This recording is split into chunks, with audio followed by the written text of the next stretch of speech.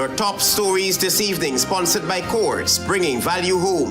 Former Mayor Hamilton Green warns President Ali about seizing control of M&CC.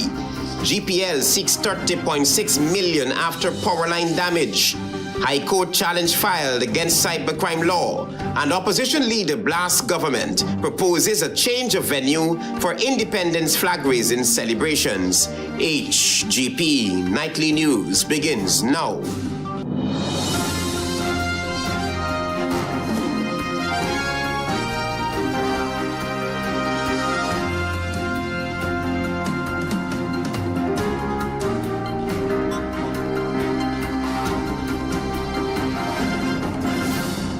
Good evening to our viewers here in Guyana and online. I'm Travis Chase with the Thursday, April 30 edition of the HGP Nightly News. Here's what you need to know this evening.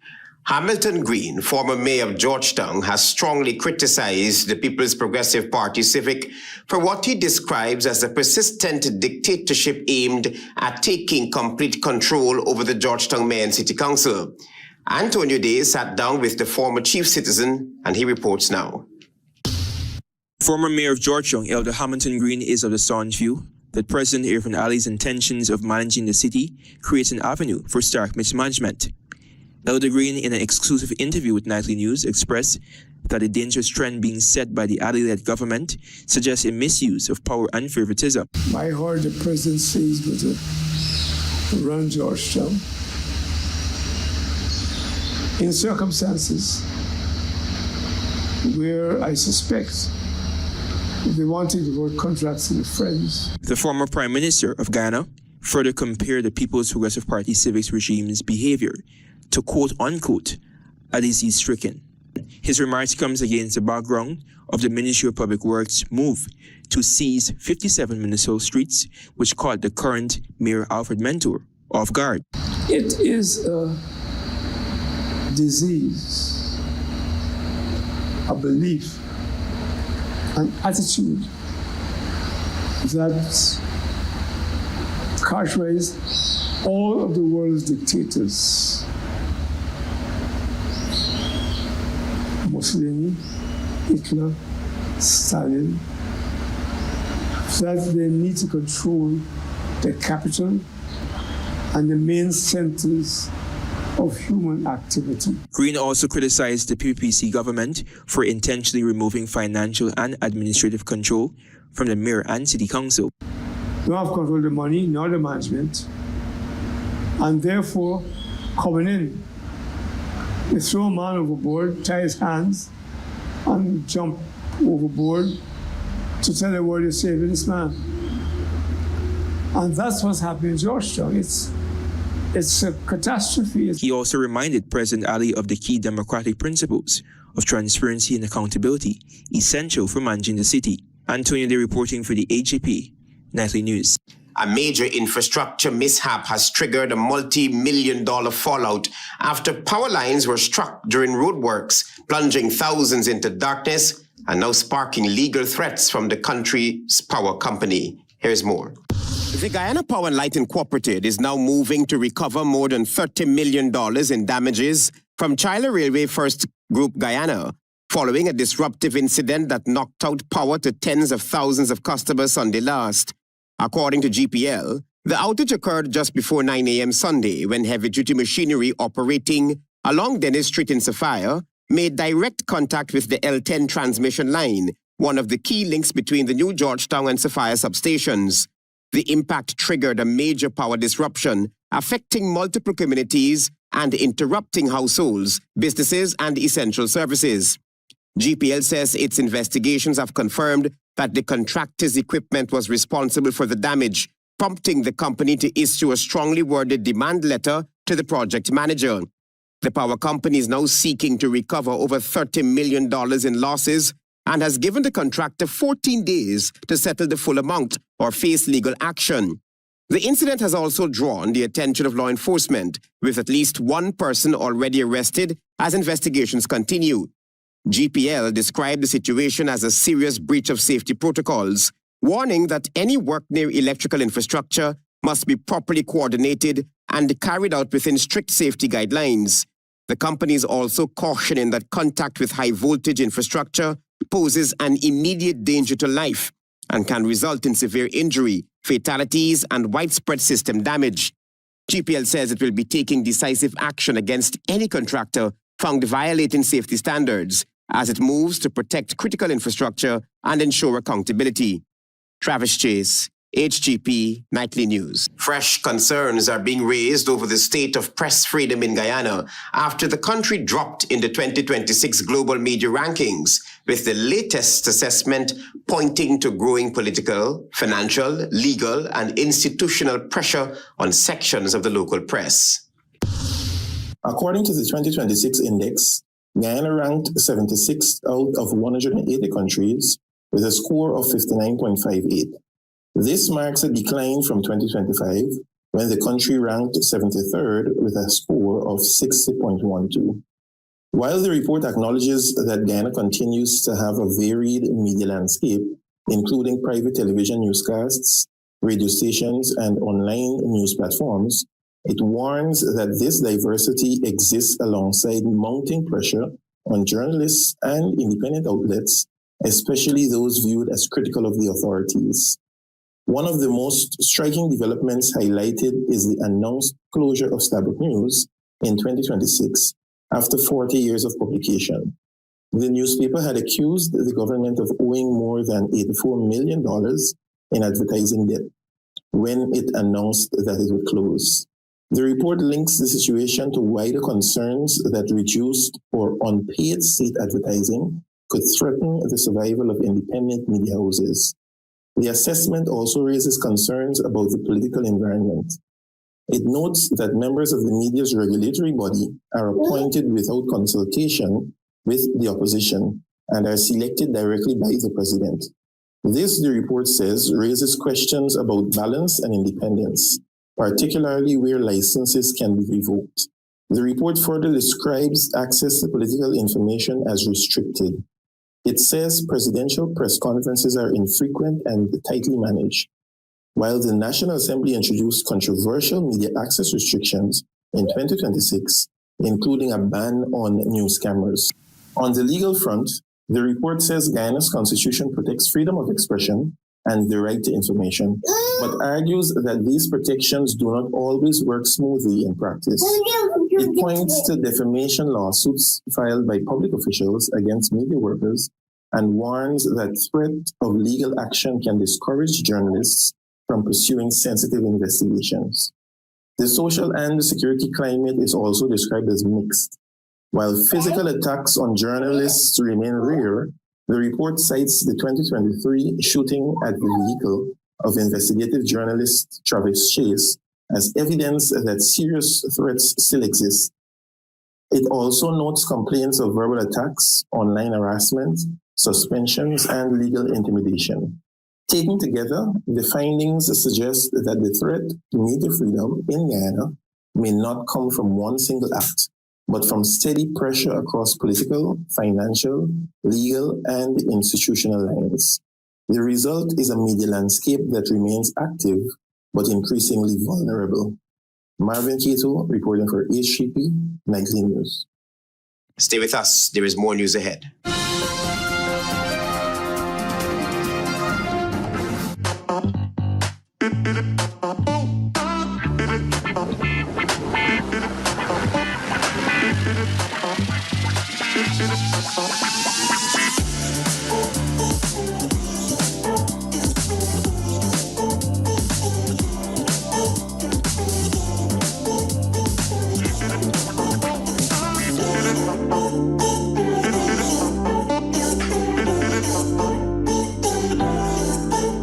Welcome to SNL Electrical Inc., where lighting and electrical needs are met with expertise and style. From the latest in electrical lamps to durable cables, circuit breakers, panels, we have it all.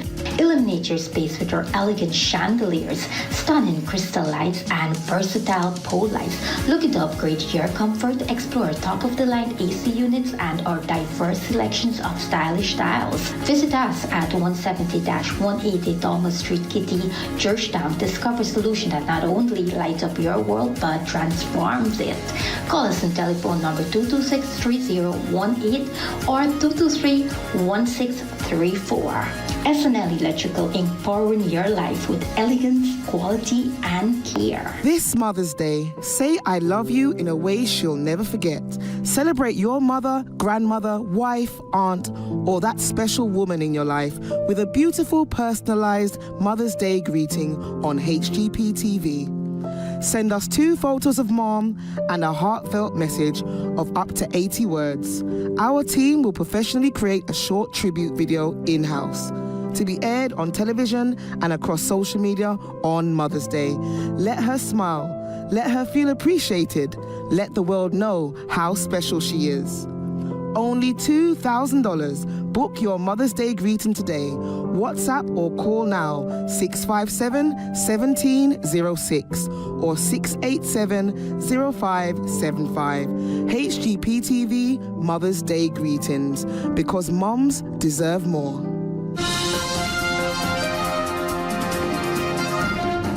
Welcome back to the HGP Nightly News.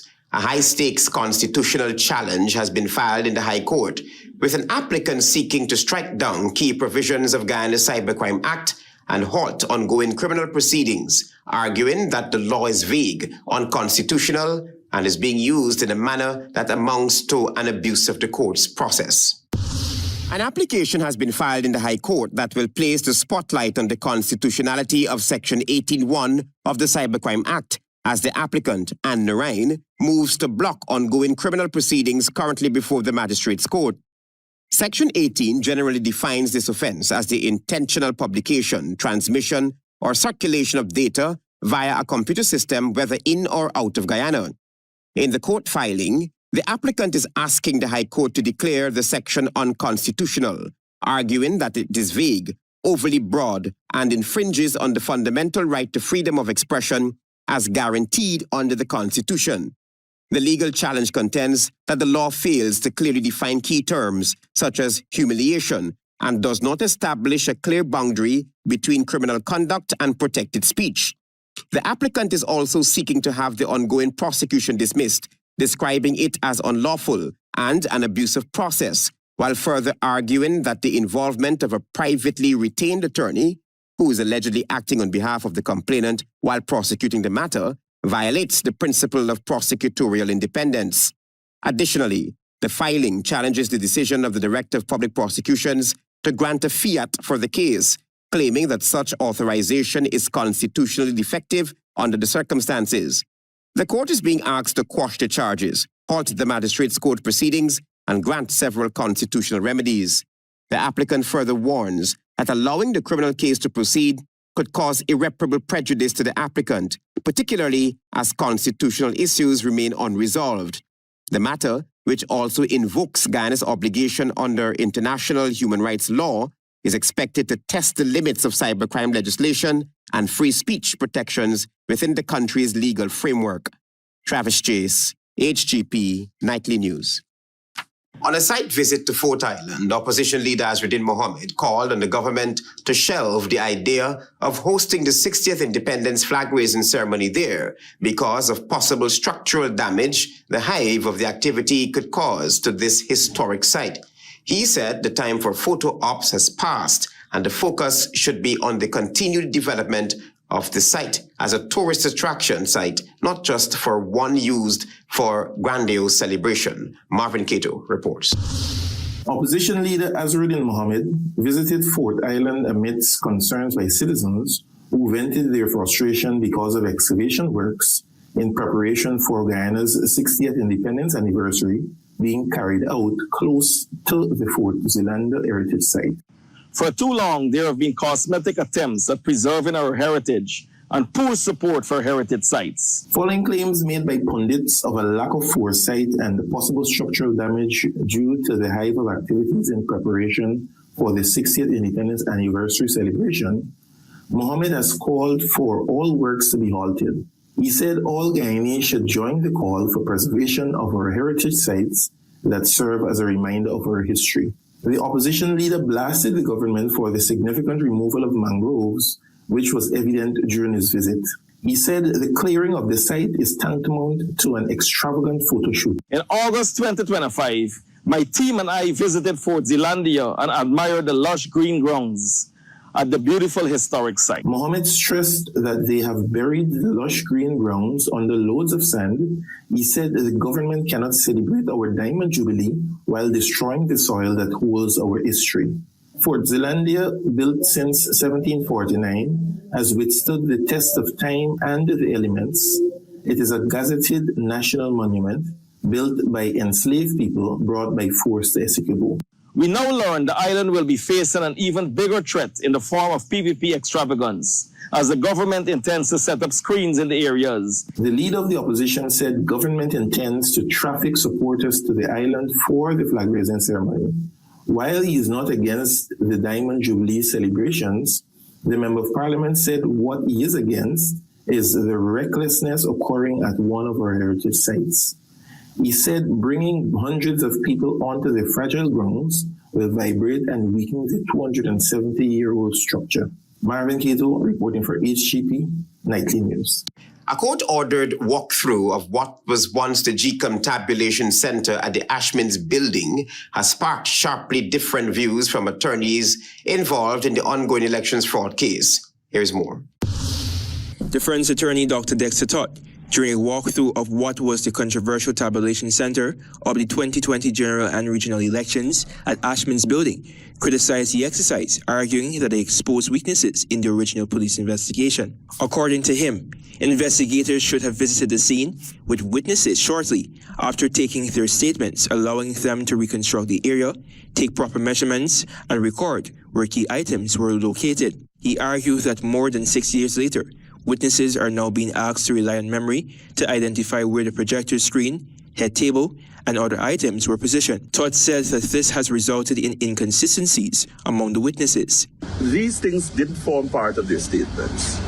They never give measurements, they never give layouts as to where they were, where various items as they were placed under the shed.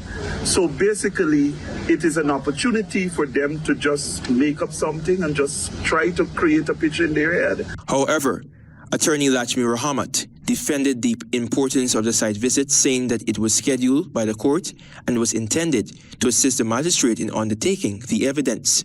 She disagreed with Todd's claim that the layout was not part of the evidence, noting that the witnesses had already testified on the oath in court about the location, what they saw, and what they heard. When you had these very witnesses testifying under oath about this location, where they were, what they saw, what they heard the GCOM staff say.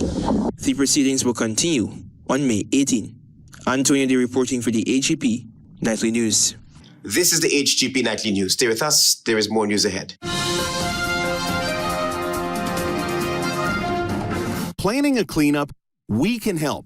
Cvon's Waste Management skip bins can be provided for home renovation projects, yard cleanup, or construction project. It's simple. Step 1, give us a call. Step 2, we put down the bin. Step 3, load it up with all of your junk. Step 4, we take it away. That's simple. Bins are also available in various sizes, so there is no job that is too big or too small. Call Cvon's Waste Management today at 218-1455. Does your mom have a hidden talent or a special gift? Can she sing, dance, cook, create beautiful art, design clothes, model, or inspire everyone around her? This Mother's Day, HGP TV's Inside Culture is searching for talented mothers to honor and feature on our special television event. A celebration of the women whose creativity, dreams, and gifts were paused, hidden, or never fully seen. Through heartfelt stories, live studio moments, and unforgettable performances, we are rediscovering the amazing women behind the title Mom. Send us a video or photo of your mom and tell us why she deserves to be selected for our special Mother's Day event. WhatsApp or call Melody or Natasha on 657-1706 or 687-0575. HGP TV's Inside Culture Mother's Day Special. Mothers with Talent. Because every mother deserves her moment to shine.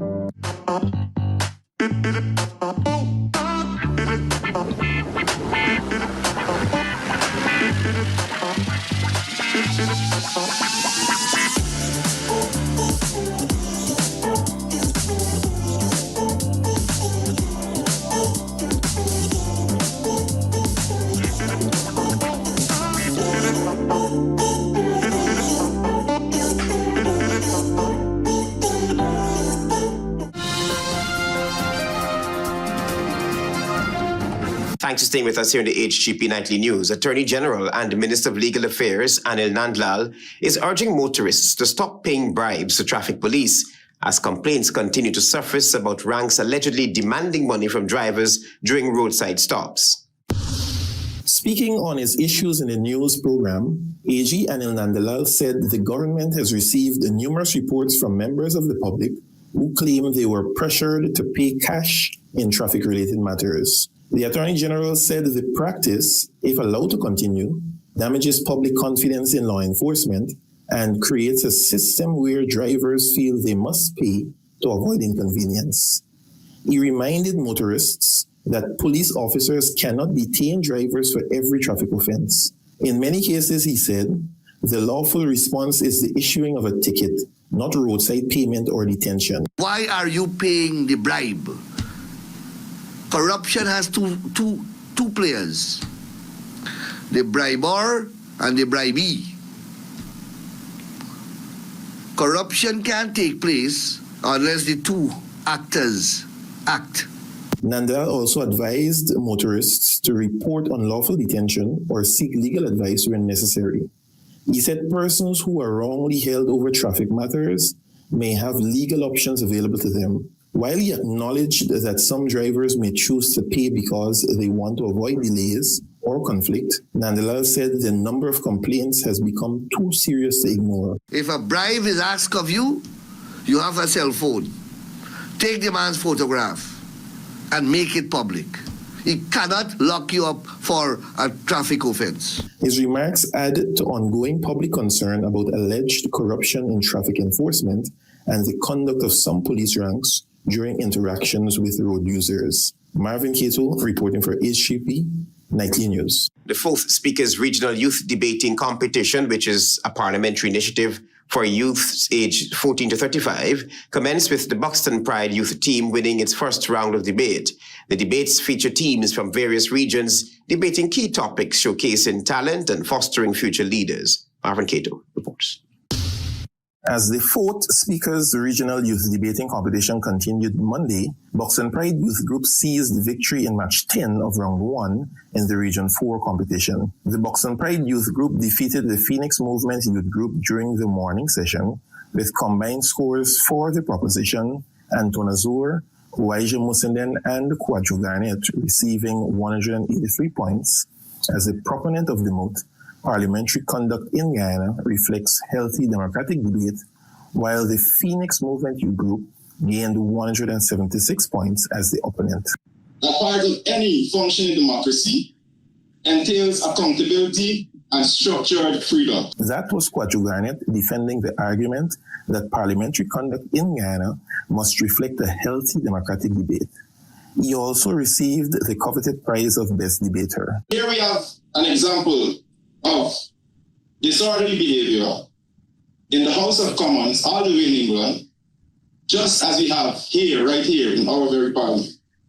And in both instances, democracy took precedence. He has followed the rich legacy of educators and academically inclined individuals in Buxton, which has produced over the years scholars like Hussey Guyana and Dr. David Hines.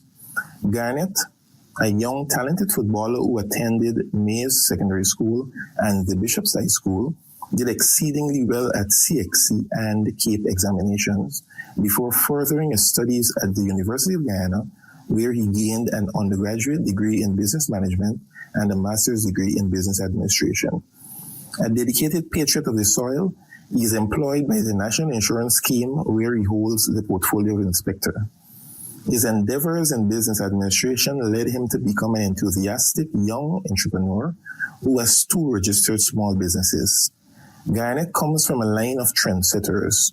His grandmother, who was a head teacher at the primary level, his grandfather, who lectured at the University of Guyana, and his aunt, Glenna Spencer, who broke the glass ceiling, becoming the first female president of the Methodist Church in Guyana, first female bishop of the Methodist churches in the Caribbean and Americas, and the first female secretary of the Methodist churches in the Caribbean and the Americas. When round 2 of the 4th Speaker's Regional Youth Debating Competition resumes, he would like to build on the success in round 1 in his quest to take the Buxton Pride Youth Group to ultimate glory. Marvin Cato reporting for HGP Nightly News. Stay tuned for regional news.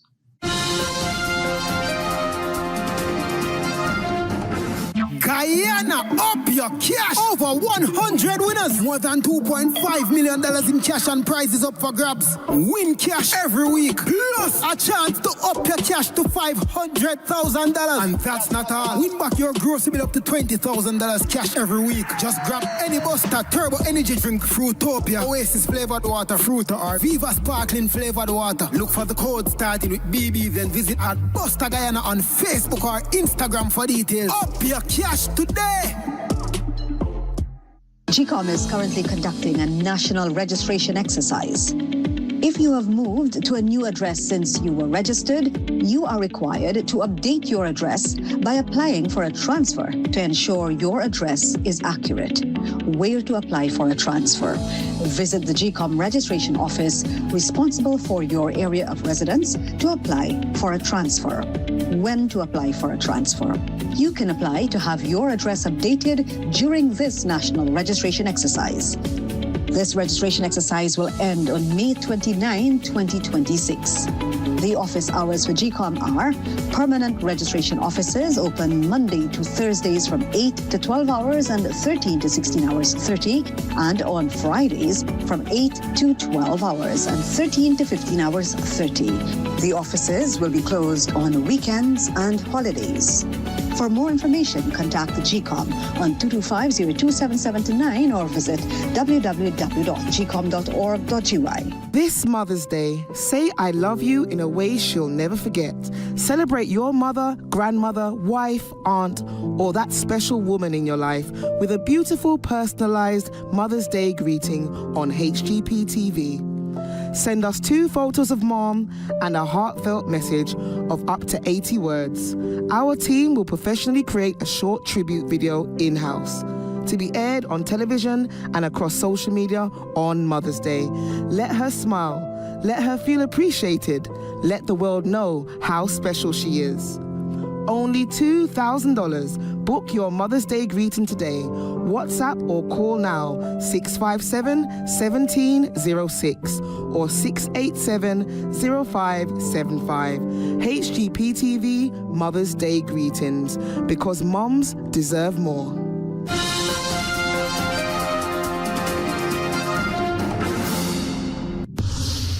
Good evening and welcome to Thursday's edition of the Regional News. I'm Antonio Day. Here's what you need to know as we begin with news coming out of Jamaica. In Jamaica, the Minister of Water, Environment and Climate Change, Honorable Matthew Samuda, says that the government intends to finalize its carbon markets framework this year, positioning Jamaica to access new revenue streams and attract greater investment in clean technology. He made a disclosure during his contribution to the 2026 and 2027 sectoral debate in the House of Representatives on Tuesday. Samuda noted that development of carbon markets and the supporting framework presents a significant opportunity for Jamaica to participate in global trading while driving the growth of clean technology across multiple sectors. The initiative will help Jamaica attract investment, advance emissions reduction, create local business opportunities, facilitate technology transfer, and support economic diversification in clean technology.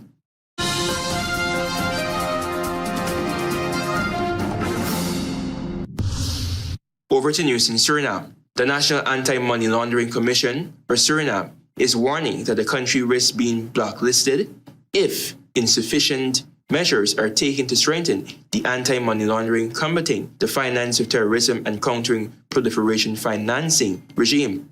In a letter sent to the President, Jennifer Grilling Simmons, NAMLAC noted that the Dutch-speaking Caribbean community country was evaluated by the Caribbean Financial Action Task Force, known as CFTF, in 2022, and placed under enhanced follow-up due to low ratings for technical compliance and effectiveness of laws and regulations. Suriname has until 2027 to comply with 40 PATF recommendations.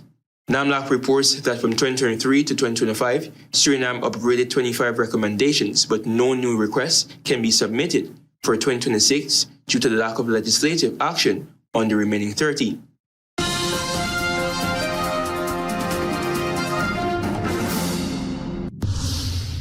And finally, in international news, Iran said on Thursday that if Washington renewed attacks, it would respond with long and painful strikes on U.S. positions complicating U.S. plans for an international coalition to open the Strait of Hormuz. 2 months into the war that started with the U.S.-Israeli strikes on Iran, the Vital Sea Channel remains closed, choking off 20% of the world's supplies of oil and gas. That has sent global energy prices surging and heightened concerns about the risk of an economic downturn.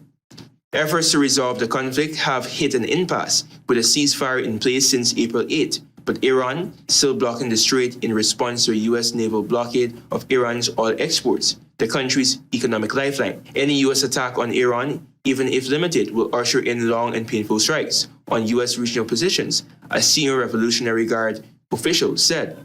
And I quote, "We have seen what happened to your regional bases. We will see the same thing happens to your warships." Aerospace Force Commander Majid Musavi was quoted by Iranian media as saying. That has brought us to the end of Thursday's edition of the Regional News. I'm Antonio Day, wishing everyone a great evening, and do remember to be gentle to yourself. Goodbye for now.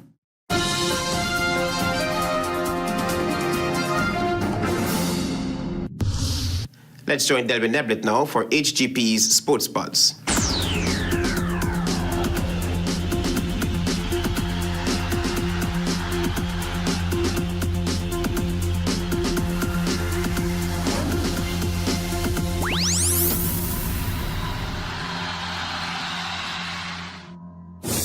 Good evening, Guyana. I'm Delvin Neblett with your HGP TV Sports Pulse for today, Thursday, April 30, 2026. We begin tonight with athletics. The Guyana Overseas-based Sports Association have announced that they will be hosting their 10th anniversary Independence Track and Field Classic at the National Track and Field Center in Lenora on Saturday, May 23rd. Guyana's top local athletes are expected to be on display, along with non-resident participants.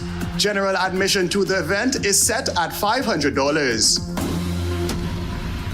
Moving into football, action is set to conclude in the Petra organization's 2026 Massey Distribution Under-18 Schools Football Tournament with 2 fixtures at the Ministry of Education ground in Georgetown on Saturday. Commencing at 16 hours, match number 1 will see West Rheinveld Secondary take on Charlestown Secondary in the 3rd place playoff, while defending champions Chase Academic Foundation will take on Santa Rosa Secondary in the grand final from 18 hours. Into cricket, Cricket West Indies in collaboration with Republic Bank have officially launched their 2026 Five for Fun cricket program at the Everest Cricket Club ground in Georgetown on Thursday. The grassroots initiative is designed to introduce primary school-aged children to cricket in a manner that's simple, active, and fun. The program commences at the zonal level before progressing to the county stage and then concluding at the national level.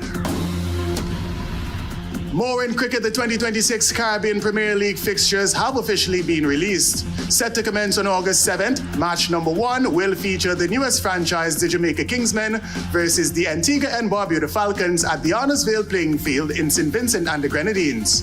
After 3 consecutive years, the grand final set for September 20th has been shifted from the Guyana National Stadium in Providence to the Kensington Oval in Barbados. Finally, in cricket, action concluded in the 3rd and final match of Cricket West Indies 2026 Regional 4-Day Series between the Guyana Harpy Eagles and the Windward Islands Volcanoes at the Coolidge Cricket Ground in Antigua and Barbuda on Wednesday. Resuming on 17-1, the Volcanoes were bowled out for 225 in 68 overs. Gudikish Moti was the pick of the bowlers for Guyana, taking 4 for 82 in the commanding 94-run victory. Guyana now claimed the series 3-0 after outright victories at the Sir Vivian Richards Stadium and the Antigua Recreation Ground. That's it for this edition of the HGP TV Sports Pulse. I'm Delvin Neblett, reminding you to stay in the game.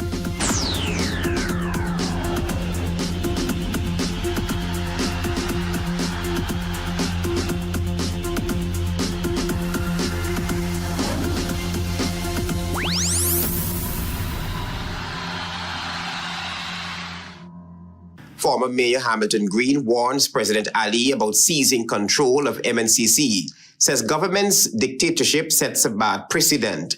GPL seeks 30.6 million after power line damage. Contractor given 14 days or faces legal action. High Court challenge filed against cybercrime law. Applicant seeks to halt criminal case, claims rights were violated. And opposition leader blasts government, proposes a change of venue for Independence flag raising celebrations. Those are our major headlines. For these stories and more, please go to our website. It's www.hgptv.com. I'm Travis Chase. Thanks for watching. Goodbye.